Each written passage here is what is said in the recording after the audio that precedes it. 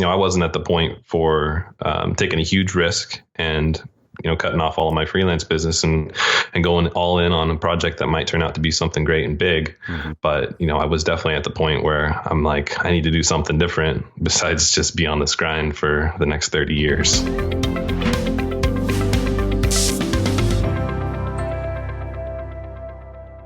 Hey guys and gals, this is Trevor with Carrot, and I'm really excited about this podcast as well, and for a different reason. Most of the time on our Carrot Cast, we have on real estate investors who are guests or marketing experts or whatnot. Today, I've actually got my co-founder, Carr, on the podcast, and for many of you guys, this is going to be the first time you've ever been officially introduced to Chris, so I'll introduce you guys to him here in a second. But there's some things we're going to dive into on this call that I think are going to be really important to people no matter what business you're in. It could be, real estate. It could be a software company. It could be any type of company.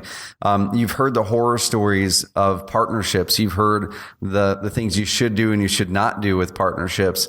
And this is my third business partnership now. And I've learned a lot just in the previous two and in this one. And we're going to be kind of digging into that. Like, what have we learned so far going on our third full year in business together? What are some things we've found that help us kind of really drill into our roles and things like that. So without further ado, Chris, welcome to the podcast, man. Hey, thanks. Yeah. So first of all, tell people where you are, because you're not in Roseburg where I am and where some of the other team is. Where are you? Yeah, I'm in a different loft. Actually, it's not a loft at all. It's my home office. Yeah, I live just a couple hours north of Carrot HQ there in Salem. And just beyond me, of course, is Alex. And we kind of take up the top to the bottom of Oregon as best as we can. It's kind of a different dynamic for sure growing this company. I guess people would call it a virtual company or distributed company. I know when you and I first connected, we weren't at all thinking about going into business together. It kind of developed to be that. But how has it been for you and Alex? Alex is in Portland, you're in Salem. So for people who are not familiar with Oregon, they're toward the north end of the state. Roseburg is kind of the middle south end of the state. And yeah, we're 2.5 hours from Portland and about an hour and a half about 2 hours from you in Salem. So how has it kind of been for you guys being away from quote unquote Carrot HQ, just in your day-to-day work?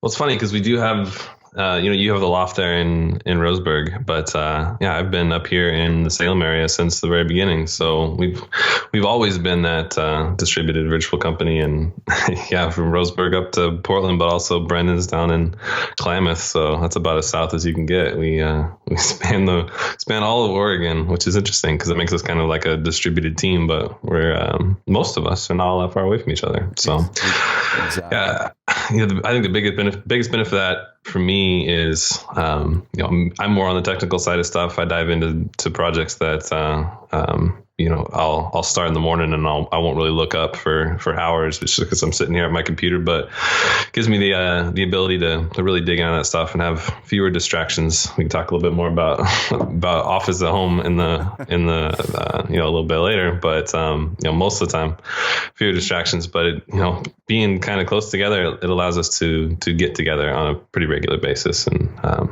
those seasons where we need to get together a lot, we're able to do that. And we've got a lot of great tools now that keep us in contact and able to do podcasts remotely just a couple hours away, and continue to get work done on both sides of that, which I think is interesting.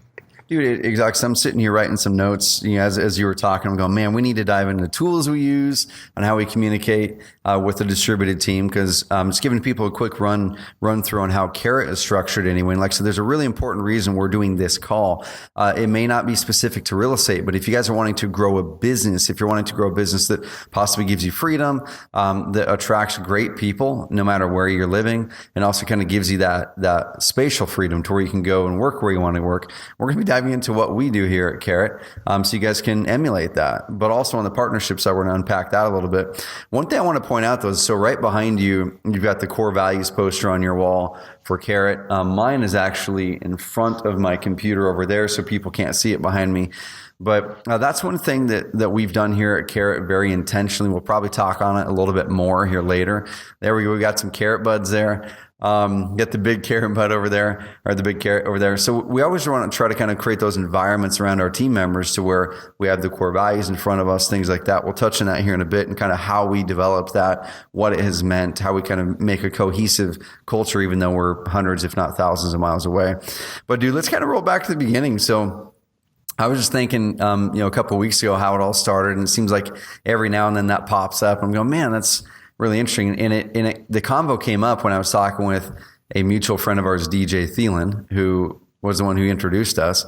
And I was telling DJ, I'm like, man, so thinking through, you're the dude who really introduced Chris and I to each other back in, what was it, probably 2012, I think? Something like that? Yeah, something like that. Yeah, so 2012. And why don't you kind of tell people what you were doing before Carrot came along? What were your aspirations? What did your business look like? Dude, were there any struggles you had, or what were some great things you had in that business? Yeah. So just before you and I got started together, and kind of the reason we got started together is because I was an independent web developer, and I was on that hustle for work, and looking for people that I could build websites for, and kind of do a little bit of maintenance here and there. So that was what I did on the daily. So same sort of thing. I was in a home office, would done plenty of other things before that, but kind of self-taught myself that web development stuff, and I've got ties to real estate investing from years before that even. So it's and I was just ready at that point. When you and I got started together, I was ready to kind of dig in with you and build some websites and do some maintenance on stuff you had already. And that's kind of where I saw things going for me for a while. And I was excited to get involved with you because I'd known DJ for a while and met him through his brother and through some of his business partners and real estate stuff that they were doing. So it's kind of just trickled me through that those real estate contacts, real estate investor contacts, and ended up with a referral to you, and we did a couple projects together. So we've told that story a couple of times about how you and I started on projects, which I think is pretty funny. I don't know if you want to talk a little bit about that. No, totally. So it's cool now we can talk about this because it's legal in Oregon. But and I was doing nothing illegal before, but I was in a mastermind. I think it was in 2011, 2012 with a good friend of mine, Greg, an entrepreneur. He owns a few pretty big businesses. And one of the clients in that, who funny story, full circle, that client's now a Carrot customer of ours too. Nice. But full circle is that client, they were working in the medical marijuana business in a certain state, and it was illegal. It was something that was voted on as legal, and they weren't partakers themselves in the marijuana, but they saw a great business out of it, and they also did a lot of real estate. So in that mastermind, they knew that I had somewhat of a skill set in generating leads online and SEO and that kind of thing. And they had a real struggle with getting some website stuff set up. So I think the very first project we ever worked on was a website called makemoniewithmarijuana.com. And it's not like you guys, not like it sounds. Basically, this client was wanting to teach people how to basically build a business in the medical marijuana business. So completely legit. And we launched the website. There was a few really important lessons for me, just that you guys should take note on as you're building out your businesses and finding potential business partners or people to work with. Is my mindset with especially web developers, or you can move that to anything, content writers. If you're a real estate investor, it could be your transaction coordinator, it could be marketer, it could be anything. So it's not specific on the role. But what I would do is I would project kind of what my thoughts were on the project, and I would almost try to find the cheapest people I could find who could just copy exactly what I said to do. And my previous web developers that I had were always, pretty cheap. They're 20, 25, 30, 35, $40 an hour, maybe max. I'm going, oh my gosh, that's expensive. And I would mock it up like on Keynote or something, which that's kind of a running joke now here at Carrot, because I'm not a graphic person. But if I need to make something visually and I'm like, I need to relay it, I don't know how to use Photoshop. So I just whip up Mac, Apple Keynote, and I make a little graphic of it. Anyway, that's how I did things. And the bad thing was, anytime I would outsource things, since I'm not a good designer, I'm not a good web developer, I would be getting a crappy version of my own thinking. And I'm not like a good, once again, I don't have that creativity. So when I went into it with you, Chris, it was the same thing. I'm like, well, this is just how web developers have to be talked to, because for some reason I can't relay what's in my head to them. And all the ones I've been working with just have terrible ideas and they make it worse. So I just want you to do exactly this. And I like to, I think I made a mock-up of it, or there was a website that was already up and said like, dude, just do this. Like, don't waver from it. And the cool thing was, and this is what, I think this is the very first thing that made me think about Chris in a much different way than I ever had with any other web developer. And once again, guys and gals, if you're listening to this, take note, is I sent those specs through to Chris. What he did not do was just take orders and just do it. Okay. He did develop what it was, what I had, but he said, here's 5 different ways or whatever it was to make it way better. I think you should do this to make it better. And if you guys are out there looking for outsourcers for any type of business, don't find the person who can just take orders. Find that they're a dime a dozen. Find the person who can do what it is, but then brings their own vision, their own creativity, their own expertise to make it way better. As soon as you find that person, engage them again and have them do another project, because they're going to be someone who's going to be really valuable for you. And you and I have talked about this, Chris, but that was one of the first big things I got. It's like, man, so this is the first person who's ever given me an idea on the web development side that was really good, and it didn't have to come from my brain. And over the successive projects after that, I quickly realized, maybe not quickly, but I realized, because I had to get out of my own pattern, I realized I'm like, man, I've been thinking about things all wrong. I've been going for cheap people who could just do what I wanted them to do in a skill that I'm not even good at, versus finding people who charge more, but they're well worth it because they're experts in it. And that's something that, of course, you are and have become even more with Carrot. So really, really thankful for those happenstance circumstances, and makemoneywithmarijuana.com, which is no longer online. But the project obviously went well enough to where we're business partners now. So yep. It's funny. So, dude, here, I want to throw a couple questions at you, because same thing. I want to kind of introduce you to the audience more, but also these are some things that on your side of the partnership that I think a lot of people may be asking themselves if they're out there looking to get a partner or join up forces with someone. What made it for you attractive to possibly join and create a business with me rather than continue with your web development stuff? Yeah, it's a great question. And it's actually funny because I see the other side of that. I know web developers, and I know people who are independent or, like freelancers or, that work for a company and they're just an employee, and they're like, how do I get Carrot for whatever, and that's, I heard that just the other day. I think maybe for the first time in writing, somebody said, well, it's like Carrot, but for whoever. I'm like, that's a cool thing. It's like when you hear somebody say it's like Twitter for, for whatever. Yeah. So I think that saying is funny, and it was cool to see that somebody using Carrot as kind of the gold standard for building websites quickly and easily for a niche. But yeah, like I said, I was on the grind for work. And the interesting thing about being a web developer is, it's the same with all sorts of services, is you'll get a contract to build something. You'll spend some time building that, and you'll spend all your time on that project. And then once that project's done, it's in and out the door, and you got to go find more. Mm-hmm. So my business was healthy in as much as I was able to support my family, and almost all of the work that I did at that point, about the time you and I got started together, was referral based. So I feel like that was because I did a good job and was a personable person, and provided more value than I was charging or than I was billing for, which I try to help other people now understand their value. Mm-hmm. But at the time I was one of those $40 an hour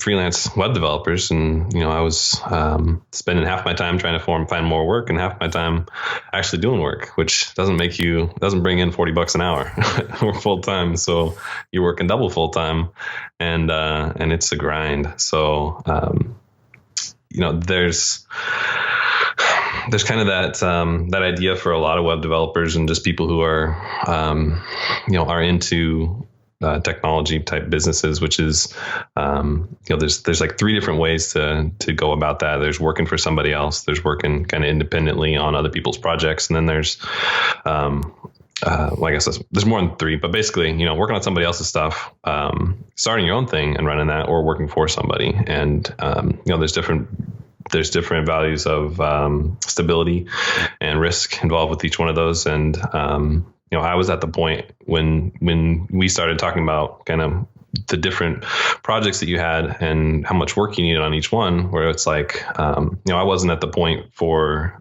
taking a huge risk and cutting off all of my freelance business and going all in on a project that might turn out to be something great and big. Mm-hmm. But, I was definitely at the point where I'm like, I need to do something different besides just be on this grind for the next 30 years, looking for work. Yeah. And it's tough because same thing, people watching this or listening to this, I've heard this quote many times. I'm going to completely butcher it, but there's several different income models, right? You've got you've got the trade hours for dollars model, which is where most of us start. I mean, frankly, that's where most of us start because that's the most common. It's the easiest way to say, hey, I did an X amount of work and here's what I charge for it, and you get this value.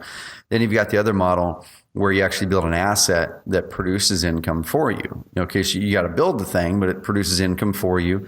Ideally, kind of like the proverbial while you sleep, kind of thing, like they say in infomercials and stuff. And then after that, you have an asset. You own the asset rather than work in the asset, where the asset just really produces for you without working. Now, we're not at that point yet. I have no aspiration to be at that point quite yet because I really enjoy what we're doing. But there are those three models: trade hours for dollars, build an asset that pays you while you sleep, you're still working, or you've got the completely passive model where now the asset pays you while you're not working at all. And when you look at people who are really, really wealthy, if we're just going to talk wealth for a second, they tend to be the people who are on the top end of it. They own the assets, but they don't work in the assets. They hire people to work in those assets. Where you can really start to build traction and wealth and get away from the grind, as far as the grind and earning income, is what we are with Carrot right now, where we have a really great asset. We're working in the asset. We're working in the business, and able to kind of structure more and more of our work the way that we want. But that's something I think people should really kind of grasp with what we're talking about here is number one, what is your income model right now, guys and gals? Are you trading hours for dollars? If you are, what's the first thing you can do to build an asset that creates income for you? If you're a wholesaler or a flipper, it's a great income opportunity. But without building a team, without partnering with someone like I have done, or finding some people to hire, you're going to be continually trading hours for dollars. It's going to be for a lot more dollars than before. But you're just a high-paid job, which I don't think is the aspiration for anyone. And I remember when we first started getting going, like you were saying, it started with a couple projects, then it kind of went to, well, shoot, what if we could buy X percent of your time? How much does that cost us? And then it kind of, what if we could buy more? What if we could buy more? And then eventually it came to a point to where in your mind, it made sense for you to go, you know what? I think this is stable enough. I feel enough security that I can now basically put all of my time into this project, or into this business. What was that leap like for you? Because it went from you running the business to now you really, not being the majority shareholder, but you see that there's a lot of growth ahead of you, and really diving into this business with a dude you've known less than a year at that point. Yeah, it was definitely a transition, and it's not dissimilar from somebody who's looking to get into real estate investing and has a full-time job and feels like things are stable but wants something different for their life. As soon as I saw that that we were building something that was really helping people and didn't involve my time directly involved with each one of those specific people, I got in the back of my head, this scaling, I use this term of, especially in the first couple of years when we were taking Carrot from building individual websites for people to something that was a system for everybody. I had this idea in the back of my mind, and I looked at everything as just how could we make this scale, and how could we help a huge amount of people with with the work that just a few of us on this team are able to really spend a lot more time on, instead of small amounts of time with every single person. And as soon as I got a taste of that, and we started seeing customers who were happy with this and who we were helping, and I got that I don't know, it's kind of like an adrenaline rush of scale. And I'm like, well, this is what I need to be doing. And every time one of my old clients would call me up and they'd say, hey, my email's not working, I'd just be like, I cannot help you. And I'd spend nights kind of working on that stuff when I was able to keep those people happy, just in case. And I was looking forward to just the day when I could say, I'm all Carrot all the time, and I believe in this to the point that there's no reason to hang on to those other customers that I had, and I'd be doing some of that night work for a couple bucks here and there. So it was definitely a transition period, just because I had a lot of people who were counting on me and who I'd worked with over the years, and I liked, and they were my friends, and I cared about them, and I wanted to see them continue to be successful. So it was kind of a hard transition, but man, I was just so excited to be working with you, and to be growing this team and all the new people that we were meeting and hiring, and never thought about going back. That's for sure. It's been a very freeing and growing experience for me. I've gone from a guy sitting in an office, not unlike this, building websites for 10 to 12 hours a day, to somebody who can help manage these teams that we're building, and help a whole lot of people, which is great. No, totally. And I mean, I'm going to kind of bring up this part of the conversation too, because I think most people want to be entrepreneurs because it helps them gain more freedom or live the lifestyle they want to live, or have that extra comfort. And I mean, you guys were able to buy a home just recently, which is awesome. And it's the coolest thing in the world, being able to build a company that has amazing team members, and we're really going out there trying to help our team members live the lives they want to live, which in turn helps our clients do the same thing. And I do want to talk culture here in a little bit, but before culture, I kind of want to talk about some of the partnership stuff, because once again, this is my third partnership. All three of the people I've been in partnership with have been amazing people. One partnership didn't work out. I ended up just getting my money back out of it, and I'm still really good friends with him. And I really do respect him. The partnership just didn't work out, and there's reasons why, and I'm going to be bringing them up on this call. But the first partnership worked out great, but same thing. I'm really good friends with him, but I exited that partnership for a very specific reason, because I wasn't happy in my role in that business anymore. I've really learned a lot. So Carrot now is kind of my third business. I exited both partnerships while we were starting Carrot. I mean, it was like the publishing company was, I can't remember the timeline specifically there, but I just wasn't happy in my role in the business that I had made for myself. I wasn't just happy with what I was doing, the mission in the company, all that stuff. Even though we had great people, great customers, I was like looking back on, man, there were a lot of great parts to it, but the things that were missing were the things that hit me at my core. And when you and I were starting to build this company, we just kind of went, hey, we're just going to build this very intentionally. We're going to make sure that we build it in a way to where it really serves exactly why we want to start a business. And I think my lessons from those previous partnerships definitely fed my own perception in there. So what are some of the things that you've seen just over the past, once again, 3 years now, that are things that we did really well on the partnership side? And this is your first partnership, I think. But what are some things you go, man, that worked out really well because we did X and it helped us plan it out? Or go, man, these are some stumbling blocks we ran into, and these are some big ones because we have ran into some personality stuff. Not like we have a conflict, but just we have completely different ways of working. How do we deal with that? So what are some of those things that cross your mind, good and bad, partnership-wise?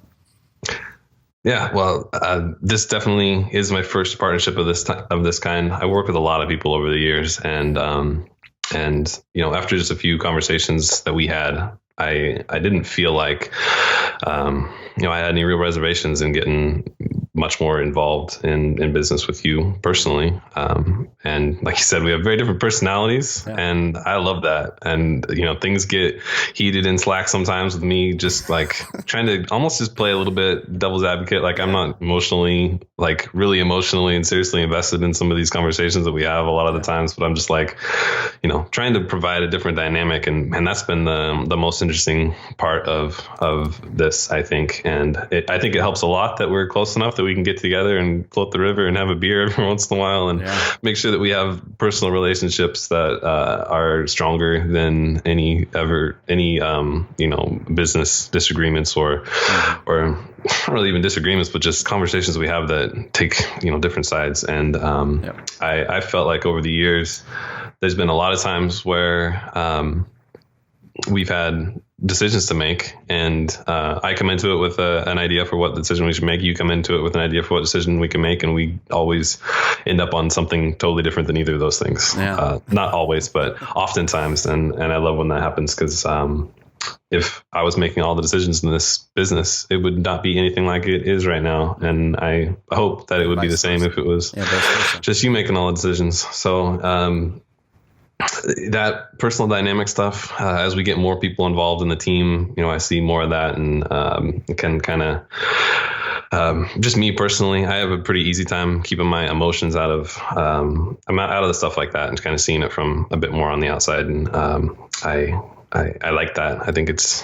interesting. It's been a lot of fun with everybody that we bring on board, and kind of get into, like we talked about, our culture and stuff. But other things with the partnership that have kind of surprised me or been good learning experiences. I mean, it's definitely new to me. I've worked with, not in a partnership role, but with a lot of different people, like I said, and I've seen some things happen in businesses that I've been involved in that help me kind of know what not to do or what not to do in my own business, which I think was great for me. And I'm glad that I had some of those experiences before I got started in, a business that we can call our own.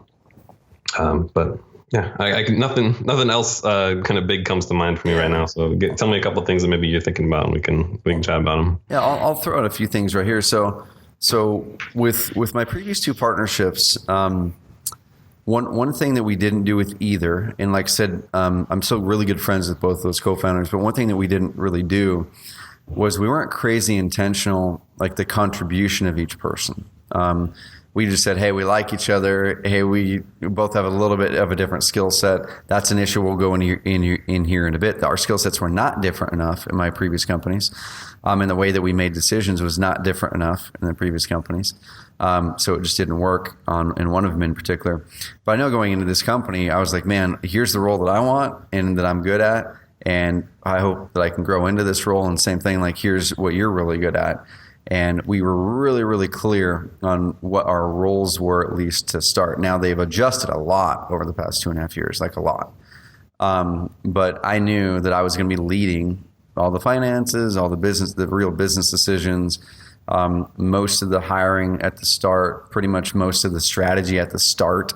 But then what happened, which I was pleasantly surprised with, is Chris dove in and really took a lot of leadership in the company. To where now, I don't really know what your official title should be right now, but we've talked about it where he is technically this chief technology officer of Carrot, the dude running the development of our products. But behind the scenes, he's running a lot more things than that. He's making sure that I don't get in trouble with my bajillion ideas, and he makes sure he throws a different perspective to them. And also he makes sure that our team is just staying on track with stuff and staying organized, because that's not inherently a strength of mine. So that was a biggie, just really understanding each other's strengths and weaknesses. And it's not going to be perfect from day one. You have to be really intentional with learning them. Another thing I think that we did pretty good, but once again, it wasn't like we sat down and said, hey, let's learn each other's personality. It was just something we just learned. It's like, hey, we've got to kind of figure out how each other think a little bit more. So we have gone through and had the whole team go through and take some personality tests. One in particular that we really, really love is called the Kolbe test, Kolbe. And dude, I'd love your perspective. So when I first asked everyone to take the test, what were your thoughts? Because you're kind of usually the kind of guy who just I wouldn't see taking one of those tests on your own, but you did. And I think it's been a lot of value, but what was your first reaction? And now what do you feel the kind of value that the understanding how each other works is played in the business? Yeah, it's definitely not something that I would go and seek out on my own. And that's one of those things where I'm glad that you're in charge of that, because it's been a big benefit for us, I think. And it's, it's not something that we go back to and refer to a lot, but, seeing a scale of, some skills and traits for each team member just helps us know kind of where places that don't make sense to me probably make sense to somebody else, and the other way around too. So like where I might not go out and need something like this, I would feel like my time is better spent writing some code on something probably. That's kind of shown in that in those numbers, and it helps me realize that just because I understand something or something comes easily or quickly to me doesn't mean that it's the same for anybody else. And those are important lessons to learn. Not even to know somebody's specific scores and things, but just to understand that where something maybe not make sense to me does make sense to somebody else, and the other way around. And that's why we need to be careful on how we communicate with people, and that plays into other personal relationships that we have as well. Just because we're all built and wired differently, and I think it's my personality probably is where I feel like I've thought through each problem, and here's the most logical and concise answer for this problem. So it's the right answer. And oftentimes there's no right answer. It's simply just a way of doing stuff. This is something I want everyone to write down. So if you have a co-founder, or if you have employees or team members, I really feel strongly everyone should be taking, including yourself, should be taking the Kolbe test, Kolbe. I think it's like $25. Take the, whatever it is, it's the $25 one. I think it's $25. It's either 25 or 50. But it scores you on basically 4 things, right? So there's, they call it fact finder, follow through, quick start, and implementer. But the last one isn't actually what it sounds like. And this basically grades the way that, not grades, that's a bad word. It basically puts you on the scale of 1 to 10 on how you work. And so the reason this is important, guys and gals, is in my previous partnerships, we didn't do that. I didn't really understand how the other person worked. He didn't understand how I worked. In the partnership that did not work out, even though we're still good friends, it didn't work out because we're like exactly the same on the Kolbe scale. We were both high quick starts, like an 8 on quick start, which is someone who is a visionary. They have lots of ideas. They're okay with change. They're okay with leaving things halfway done, which I hate that, but it's just I really struggle to get away from that. And then low on follow through. So I think I'm like a 3 on follow through, which you look at that and go, how the heck can you ever get anything done if you're always coming up with ideas and not following through on anything? That's because I have a great co-founder. That's because we have great people on our team who we make sure take the test, and we put them in a role. If they need to be higher on follow through, we make sure that they're higher on follow through and lower on quick start. And it's just been a big deal. And also, I think one thing with working with you and working with some of our other team members, when I see someone who's a high quick start, low follow through now, like Adrian as an example, he's kind of like me.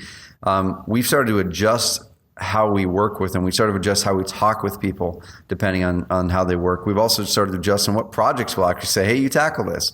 Because me and Adrian being high quick starts, we're the first ones to say, yeah, I'll do that, because we just want to make everyone happy and just do it. But we're the first ones also to not follow through on it the way that we should.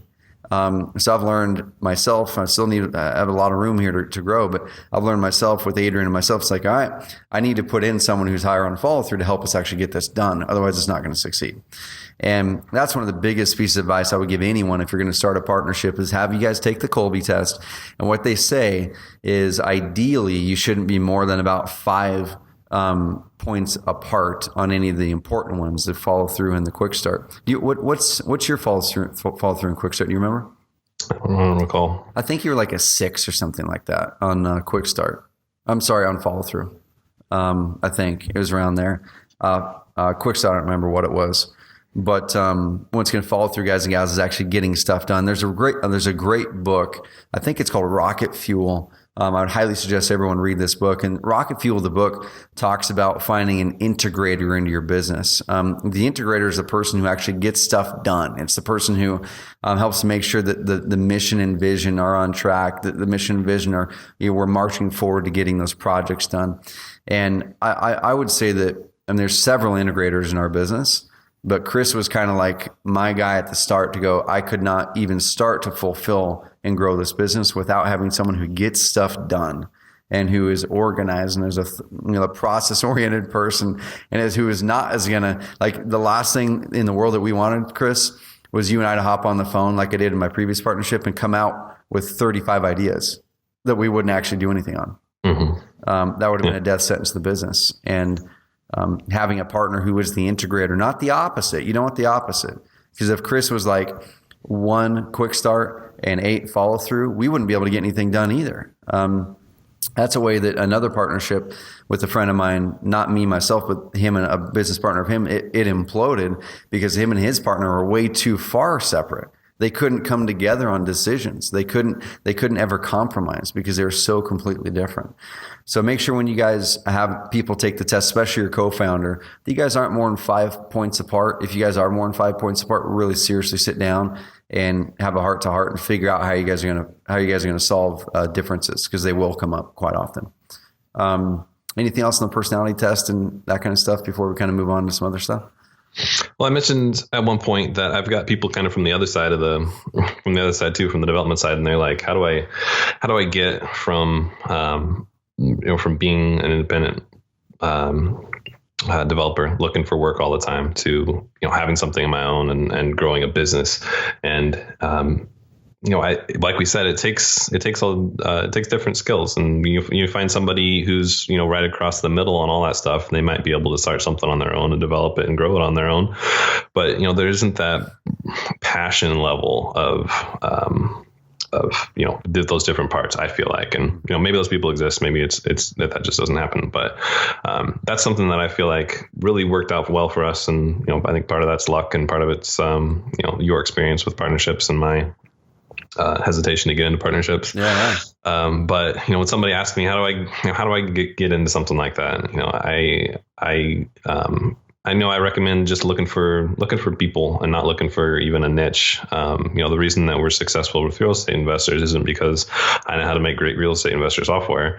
It's because you had the history and the experience and the connections with this industry to be able to take a great piece of software that we could develop and get it involved with a lot of people. And from there, we're able to make something that works and then iterate on that until we have something that's really special. So when I hear that question from people, this probably doesn't speak a whole lot to real estate investors, but developers or in some other aspect of growing a business, looking for somebody who complements you well. For me as a developer, it was looking for somebody who was much more knowledgeable on the marketing side, and if we are talking about building software for a niche like a real estate investors, it was finding somebody who has that expertise in that industry, and partnering up with somebody like that, not especially going out and finding additional developers that you can partner up with and then try to take on an industry that you don't know a lot about. Partner up with those different skills. Dude, I'm so glad you brought that up, because, and I'm not like I'm comparing us to these guys, but you look at Steve Wozniak and Steve Jobs, right? So Steve Jobs would not have been able to build Apple computers without the dude who actually had the technical ability to do it. On the flip side, Wozniak would never have been able to sell the vision and sell actually sell the hardware and software like Steve Jobs did. So like Chris is saying, if you are a certain skill set where you are the implementer, you're the person who is the coder as an example, or you're an amazing negotiator for real estate, but you just aren't a great marketer. Okay. Or maybe you're the flip side of it, man. You can market all day, but you hate creating business structure, you hate managing people, you're just not good at it yet and you need to challenge yourself. Maybe you don't like the negotiation part of it. If you love the marketing part, go out there and find someone who loves and is really good at the structure, who is great at negotiation, who is just really good at structuring processes. And you guys might be able to kind of be each other's integrator and grow the business. And that's one thing right there. I remember having a conversation with you way back when. I don't remember the exact words, but it was something to the effect. I said, man, I can bring you all the business you want to handle. I can't implement it. Like I can't do the other half. So I'll make sure this business always has money coming in. And if you can make sure that we have an amazing software, amazing product, and it has, once again, has turned into a lot more than that, where Chris is really helping to structure the business and the teams and things like that in a big way. So that's one thing that's huge, guys and gals. No matter your skill set, there's always someone who can complement you and amplify you. Okay. You look at just all the businesses out there that have seen huge success. Oftentimes there's the person behind the scenes. And that's one of the reasons I want to bring Chris on here, because he's really been behind the scenes as far as our clients have been concerned. There's usually someone behind the scenes making things work. The person kind of up front, the quote unquote rainmaker, as many people will call that person, is just half the battle. They're just half maybe not even half sometimes, but they're the ones that oftentimes gets credit. So I want to throw tons of credit your way, and also the other implementers, integrators on our team, man, who make stuff happen that people don't realize on the outside. It's huge. So I kind of want to go into culture a little bit. So Adrian and I did a podcast a little while back, about a month back, where we talked about how to scale a business past oneself, how to scale it past yourself. Because I really do feel now, after growing Carrot with you, that growing a business by myself does not sound fun anymore. And number one, I love the interaction with our team. Number two, I've realized I am really bad at way more things I'm good at. And it would be like pulling teeth for me to grow a business by myself at this point. So culture. We first formed our first set of Carrot core values, which are on the wall behind you. It's on the wall in front of me. I don't remember exactly when, but I think it was the end of 2013 or start of 2014. We did it in a way, I think we read the book, Delivering Happiness, or at least I did right before that. I don't remember if we all read it, but Delivering Happiness from Tony Hsieh from Zappos. And I'm going, you know what? That's so true. We need to make sure we all believe in the same things, or at least very similar things. Kind of how do you remember that process going, and what kind of resonated with you, and what have you learned just over this past 3 years running a business truly based off of core values like we have? Putting you on the spot, man. Yeah. I mean, I feel like I was there for that process and I was involved in it, but I think I've kind of grown with the values that we set at that point, almost like goals for me, to where I probably felt more interested or more attached to a couple of these things. But kind of as we've gone, it's helped us almost be like goals or things we want to attain. So sometimes it's not just how we feel like we're already running our business, or how we feel like we want to run our business right now, but almost like, these are the things we want to grow into. It's like how we set our goals each quarter or each year. And kind of the best part of it now is when we come up against a decision and we're trying to decide how to make which direction to go with something. Because sometimes we get in the same position where like, there's no right or wrong answer here. There's just a couple different options. And I like that we can take a look at those through the lens of our core values and decide if one of these directions to go with a decision helps us reach those core, or helps us to keep ourselves up to those core values or not. Mm-hmm. And right now I feel like that's probably what I appreciate the most about them. But I love that those are on our sales site, and we've heard so much good feedback from our customers who joined because they went to our about page, saw the picture of us, saw what we think is important, and said, these are the people I want to work with. Mm-hmm. And those stories that we get from people are amazing. And yeah, I feel like I've grown so much since we did that if I'd been by myself picking core values, they would not have been these. Mm-hmm. And I just love that, even though we've had people come and go who might have even been involved with that process, those core values have stuck around with us and have helped us build something that we're proud of and that I love. No, it's almost like, and we've talked about this before on Carrot Cast, but also internally a lot, the core values, I think it's so cliche, the word core values, that people ignore doing them. They're like, oh yeah, core values. I just need a cool marketing piece. I don't need to do my core values right now. But everyone needs to start with the core values. If you guys aren't nailing your core values, what actually hits you at your core, and the important thing that I learned from Tony Hsieh's book, Delivering Happiness, was your core values in your business should be the same as your core values that you live on in life. So you're not like transferring, you punch out for the day and then you're going home and switching to a different core values that you live by. That's the key. Is our core value, one of them isn't say, be the best real estate investing software in the world. Our core values have nothing to do with real estate. It has everything to do with how do we want to live our lives, which also translate into what type of business do we want to be, how do we want to run it, what are the employees, what type of employees do we want to attract, what type of customers do we want to attract, the whole thing, man. So it's just been a big deal. I'm going to shift complete gears on us right now, because as you were talking, I was thinking up, and we have about 10 more minutes here, guys and gals, and I want to talk about some specific partnership stuff, like document stuff that's really important that we've started to do the past year. As you guys grow your own business, and let's say you have a key employee or a partner, and like with Carrot, if something were to happen to Chris, I don't know what we would do. Like, we would be up to proverbial shit creek. Like, honestly, we would, pardon my French. And so we started to plan this out, going, okay, the business is growing, it's scaling, using the word that Chris used earlier, because we found a model that scaled. It wasn't trading hours for dollars anymore. And we go, okay, what if something happens to Chris? What if something happens to Trevor? What's the business look like afterwards? What kind of resources will we need to try to replace that person so the rest of the team or the customers aren't struggling? And something we did put in place about a year ago, and I don't remember the name of it. You guys can talk to your insurance agent and see. But once you get to a big enough point in your business and someone's really important to a critical role, there's insurance that can basically cover you. So if that person were to get hit by the bus, as they say, walking outside today, that we have an insurance policy that covers each one of us, that then funds the company, and also another separate insurance policy that funds the spouse on like a buy-sell agreement. And those are really important things, because oftentimes we look at the way that our business currently is running and we go, man, things are never going to change. It's always good. Or, man, we're young. Nothing's going to happen to us.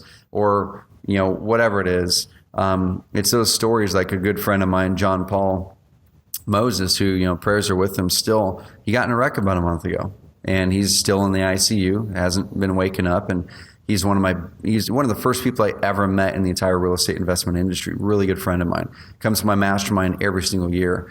I'm looking at it going, man, we are not invincible. No matter how awesome we are, how young we are, how much we do for the community, how much you pray, whatever it is, like, none of us are invincible. So find those insurance policies. And do you have any input on the insurance stuff, or at least the kind of protecting the assets like that? Nope, that's what you're here for. Yeah, it's not exciting stuff, man, at all. But that's a good point. So if you are in a partnership, one of the people should be really good, or at least be able to handle all the administrative stuff. And here's one thing I've learned too, guys and gals, is if you are that person, let's say you're the CEO or you're the COO in a partnership, and that's your role, give your partners and your team as much as they need, but as little as possible, so you're not distracting them from their day to day. And that's one of the things that I do as a CEO is one of our core values is transparency, but I don't want to bug the rest of my team or my co-founder with stuff that they don't really need, like just to get them all agitated and bugged. Like if there's something going on, if there's a legal issue, of course they're going to know about it, but they're not going to know anything about the day-to-day and how we're handling it. It's only if there's things that pop up that they need to know, so they can go and do their work great. And that's one of the roles I feel as the CEO, is to shield the rest of your team so they can focus on what they do best. In a big way, and vice versa. I'm going to throw it back on your side, dude. There's so much that happens on the code side that I don't want to know about, and there's probably things that pop up that are issues. You guys just tackle it. You don't let me know unless it's a big issue. Sure. I think that's the way it should be. I'm just trying to think through any other important kind of legal things that someone should do in a partnership. I mean, you absolutely need an operating agreement, and that's like, go work with an attorney, guys and gals. Get a real partnership agreement written up. Have real leadership retreats. Okay. No matter how, even if it's a 2-person team and there's no employees, once a quarter, once every 6 months, whatever it is, go out and have a retreat.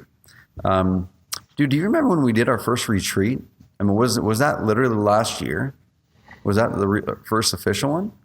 Yeah, it was. I mean, we spent plenty of time just getting together and at the loft, but actually taking ourselves out of our day-to-day stuff, knowing we're not going to head home and get back into the grind of just daily life. I think that was an important step for us. We're doing it again next month, and I'm really looking forward to it. Yeah, and so what we're doing there, guys and gals, is the same thing. Whether even if it's just you and your business, have an offsite retreat. Okay, go out there. Even if it's just you and your business, go out there for a couple of days. Find a spot where you can have full focus.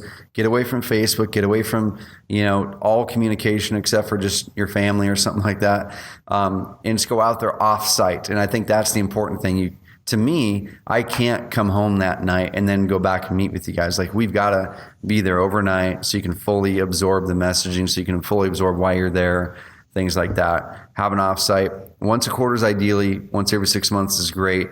For sure, have an offsite planning session for the year. And that's what we're doing here this next month, is having our next year's planning session.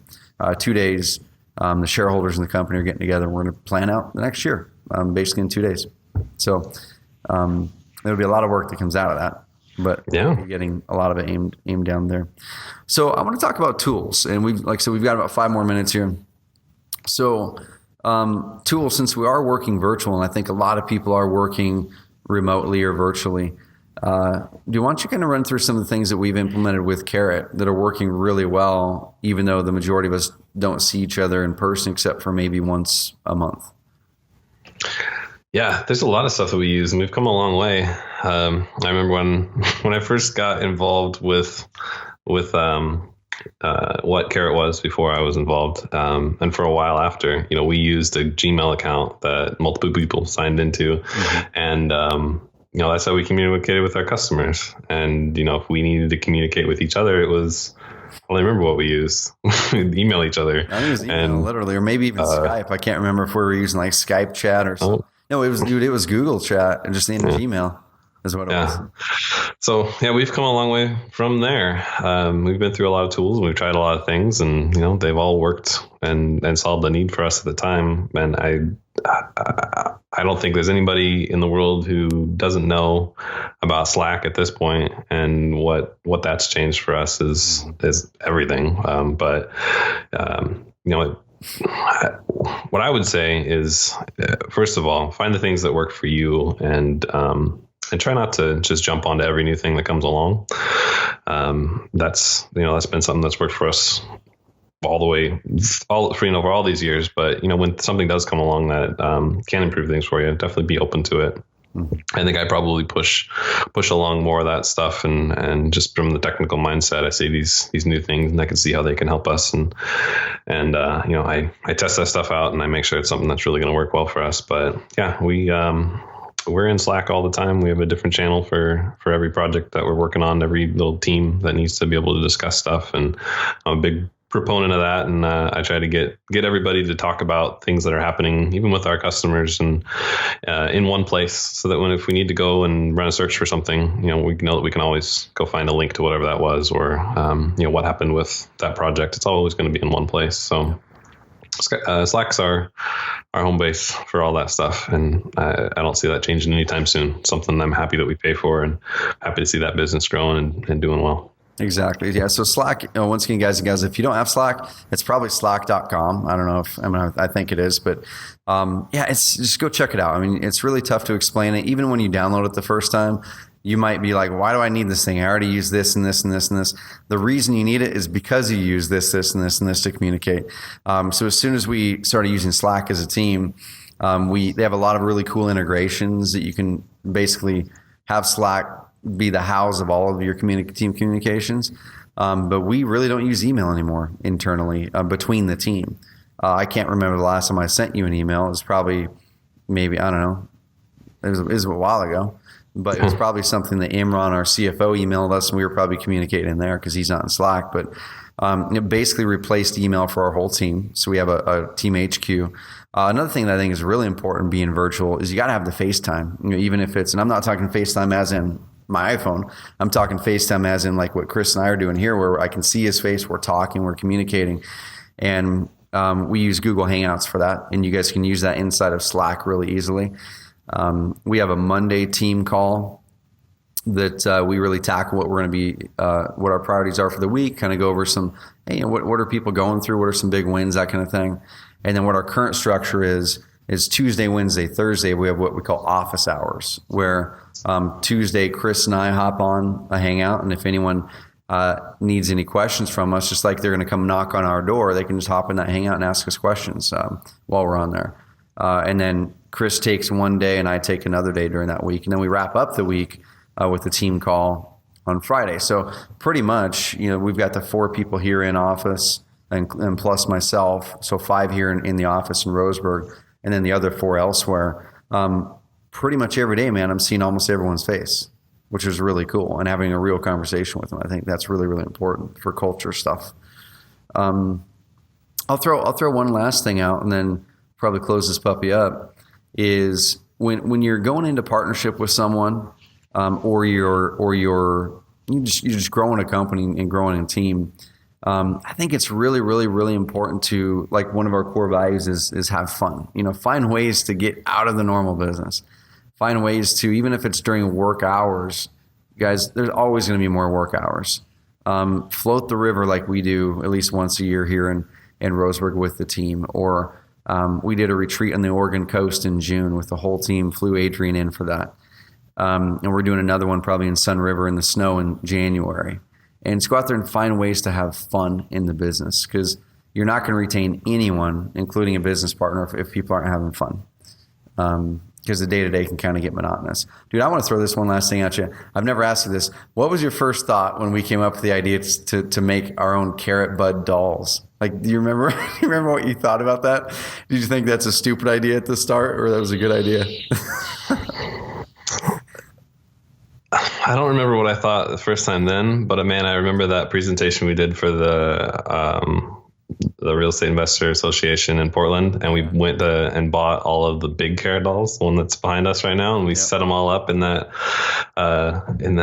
big room where you were doing your presentation, and I just knew at that point, I'm like, this is fun, and this is a fun brand for us, and I just love that. So the carrot bud thing, I love seeing the interaction we get with our customers when we send those out, and that's what I love the most about it is just seeing other people's reaction to it, and I think it was a great decision for us. I love the little custom ones that we make, and my kids just go crazy over them every time we get a new one. So it just contributes to that fun factor. And like you said, if I was just writing code all day, and it was the same thing over and over again, that's why I was a freelancer and not just building something. So the fun that we have, the changes that we have each week, and the things that we do differently is what keeps this being something that I want to keep doing. Mm-hmm.